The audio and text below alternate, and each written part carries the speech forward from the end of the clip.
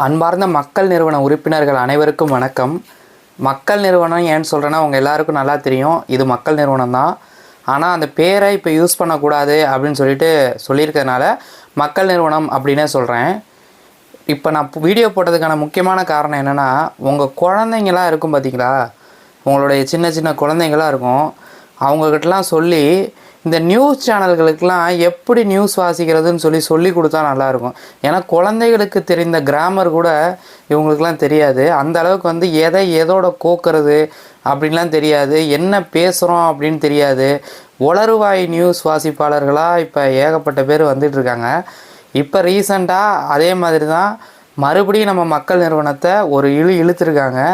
எதுக்கு இழுத்துருக்காங்க அப்படின்னு புரியலை.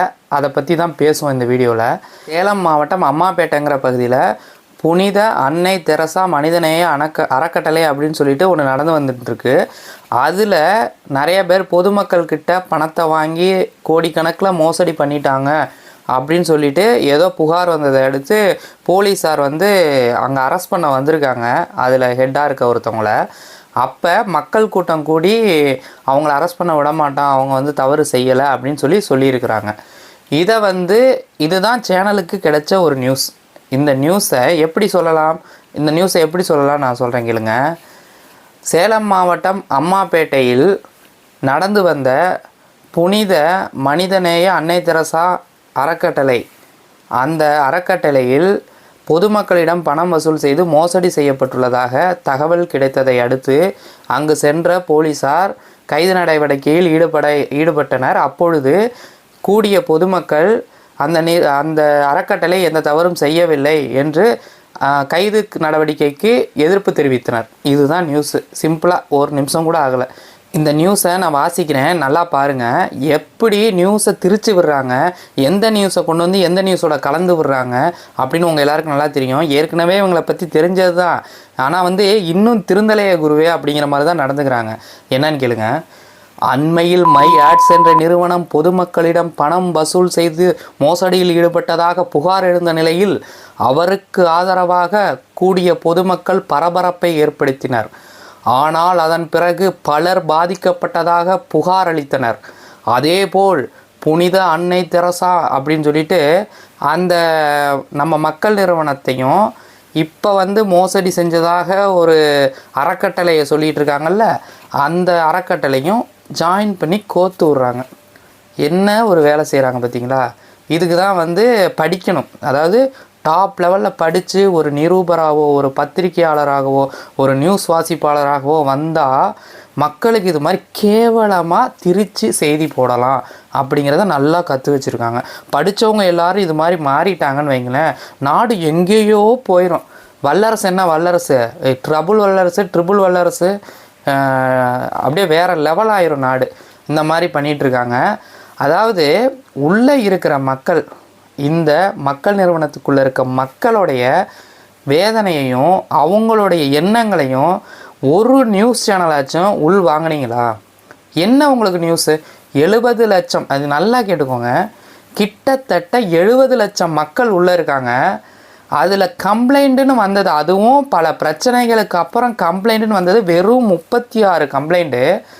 70 லட்சத்தில் 36ங்கிறது பலரா சிலரா? இந்த ஒரு கிராமர் மட்டும் உங்களுக்கு தெரிஞ்சிருக்கா? இந்த கிராமர் உங்களுக்கு தெரிஞ்சால் நீங்கள் படித்தவன் நான் ஒத்துக்கிறேன். படிக்காத முட்டாள் தற்குறிகள்னால் அது நீங்கள் தான். அதாவது 70 லட்சம் மக்கள் அந்த நிறுவனத்துக்குள்ளே இருக்காங்க, ஏதோ ஒரு உறுப்பினராக இருக்காங்க. அப்போ வந்திருக்கிற கம்ப்ளைண்ட் 36 கம்ப்ளைண்ட்டு வந்திருக்கு. 36 கம்ப்ளைண்ட்டு 70 லட்சத்துலேருந்து பலர்னு வருமா இல்லை சிலர்னு வருமா? இந்த ஒரு அடிப்படை அறிவு கூட இல்லாமல் நியூஸ் வாசிக்கிறீங்க, நியூஸ் எழுதுறீங்க, நியூஸ் சேனல் வச்சு நடத்துகிறீங்க. எப்படி உங்களுக்கெலாம் படிப்பறிவு இருக்குது அப்படிங்கிறது எனக்கு தெரியலை. உண்மையிலே மக்களே, இது அவங்களுக்காக நான் இந்த வீடியோ போடல, நமக்கு நம்மளே போட்டுக்கிற வீடியோவாக தான் போட்டிருக்கேன். இவங்கெல்லாம் என்ன சொன்னாலும் இந்த காதில் வாங்கிட்டு இந்த காதில் விட்டுறணும் அப்படின்னு பெரியவங்க சொன்னாங்க பார்த்தீங்களா, அது சும்மா சொல்லலை. இந்த காதில் வாங்கிட்டு இந்த காதில் விட்டுட்டு போயிட்டே இருக்கணும் போல். ஏன்னா இவங்களாம் திருத்த முடியாது. மேலும் மேலும் மேலும் மேலும் இன்னும் அதிகமாகிட்டே தான் இருப்பாங்க. இதை கேலி பண்ணி சிரித்து பேசுகிறவங்க ஒரு பக்கம் இருந்தாலும் அவங்களுக்குன்னு நடக்கிறப்ப தான் அந்த வழி புரியும். தன்னை பற்றி ஒரு நியூஸ் சேனலில் தப்பாக பேசுனாங்கன்னா தான் அந்த வழி புரியும். ஆக்டர் பகத் வந்து சொல்லுவார், என்ன மீண்டும் மீண்டுமா அப்படிம்பார். அந்த மாதிரி இன்னும் மீண்டும் மீண்டும் நிறுவனத்தை பற்றி ஏதாவது சொல்லிக்கிட்டு தான் இருப்பாங்க, குச்சி வச்சு குத்திக்கிட்டு தான் இருப்பாங்க. எல்லாத்தையும் தாங்கிட்டு தான் வந்தாகணும். ஏற்கனவே நம்ம தாங்காத வேதனையெல்லாம் தாங்கிட்டு இருக்கோம், இதையும் சேர்த்து தாங்கிக்கணும். யாரும் டென்ஷன் ஆகிக்கிட்டு நிறுவனத்தை அப்படி பேசிட்டாங்க இப்படி பேசிட்டாங்க அப்படின்னு இல்லாமல் நிறுவனம் வர்றதுக்காக வெயிட் பண்ணுங்கள். நானும் அதுக்காக தான் வெயிட் பண்ணியிருக்கேன்.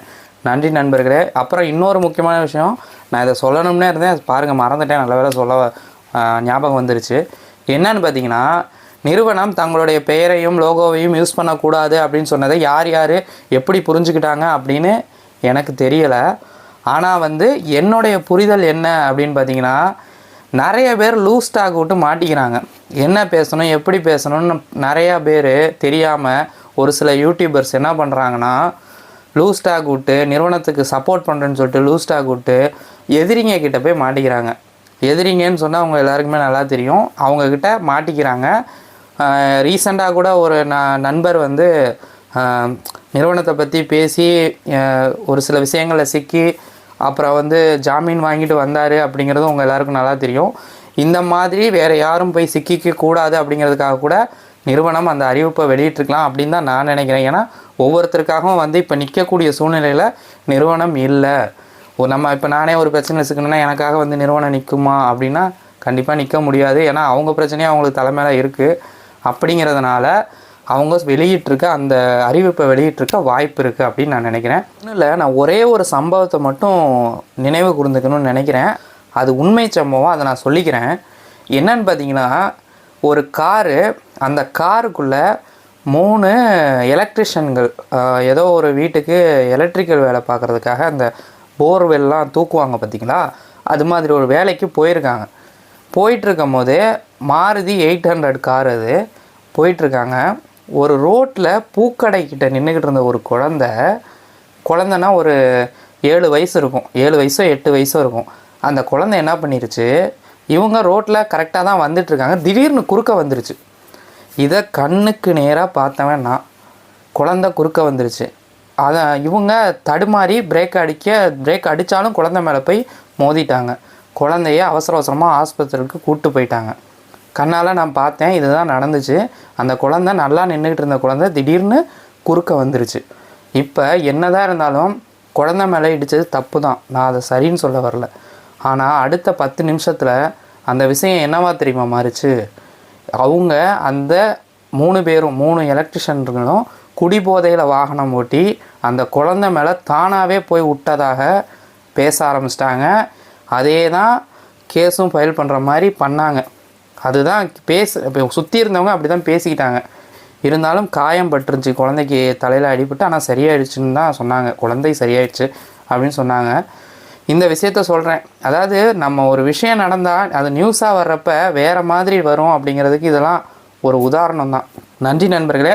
நீங்கள் என்ன நினைக்கிறீங்கிறத கமெண்ட் செக்ஷனில் சொல்லுங்கள். மீண்டும் அடுத்த வீடியோவில் சந்திப்போம்.